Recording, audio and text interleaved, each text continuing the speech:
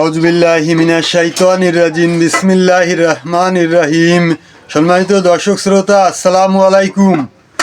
আশা করি মহান আল্লাহর ইচ্ছায় আপনারা সবাই ভালো আছেন। আলহামদুলিল্লাহ, আমিও ভালো আছি।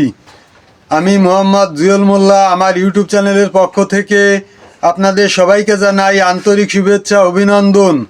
আজ আমি আপনাদের সামনে একটা অত্যন্ত মূল্যবান এবং গুরুত্বপূর্ণ আলোচনা নিয়ে উপস্থিত হয়েছি। আজকের আলোচনা নেওয়া হয়েছে রহমানিয়া লাইব্রেরি নিয়ামুল কুরআন নামক কিতাবের 24 নম্বর পৃষ্ঠা থেকে। আজকের আলোচনা আমরা সবাই জানি, মহান আল্লাহ তাআলার 99টি নাম রয়েছে। আল্লাহ তাআলা নিজেই বলেছেন, উদউনি আস্তাজিব লাকুম ফাদউহু বিহা, অর্থাৎ আমার সুন্দর সুন্দর নাম রয়েছে, এইসব নাম ধরে তোমরা আমাকে ডাকো, আমি তোমাদের ডাকে সাড়া দেব। অর্থাৎ আল্লাহ তাআলা নিজেই যখন বলেছেন, তখন ইহার কার্যকারিতায় কোনো সন্দেহ নাই।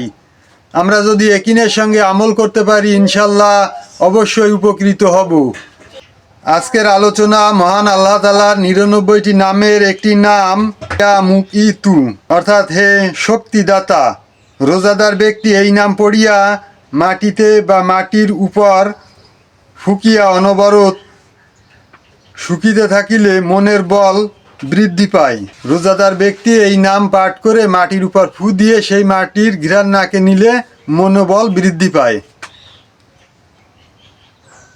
এবং প্রবাসী অবস্থায় 7 বার পড়িলে, প্রবাসী অবস্থায় মানে যারা বিদেশে থাকেন, বিদেশে অবস্থান করছেন, তারা 7 বার পড়িলে তৎপর মাটির পেয়ালায় এই নাম লিখিয়া ওই পেয়ালা ধোয়া পানি খাইলে প্রবাসের যাবতীয় ভয় হইতে নিরাপদ থাকা যায়। অর্থাৎ প্রবাসী অবস্থায় মানুষ যত ধরনের বিপদ আপদের সম্ভাবনা থাকে, সকল ধরনের বিপদ আপদ বালা মুসিবত থেকে নিরাপদে থাকা যায় এই নাম 7 বার প্রত্যেক দিন পাঠ করলে এবং মাটির পেয়ালায় লিখিয়া ওই পেয়ালা ধোয়া পানি খাইলে প্রবাসের যাবতীয় ভয় হইতে নিরাপদ থাকা যায়।